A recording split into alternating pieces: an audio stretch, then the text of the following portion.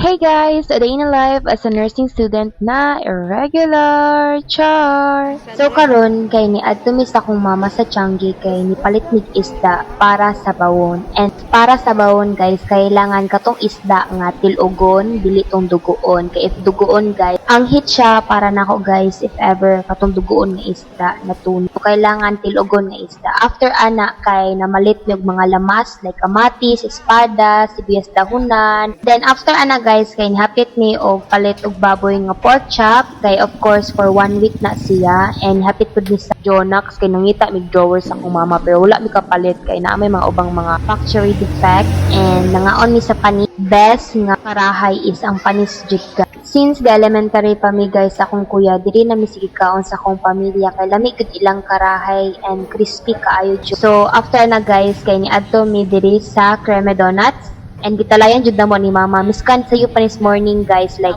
7 a.m. or 8 a.m. ba ni siya. Gitalayan na mi sa akong mama para na mo palitan. And that's it. That's the end of the vlog. Bye!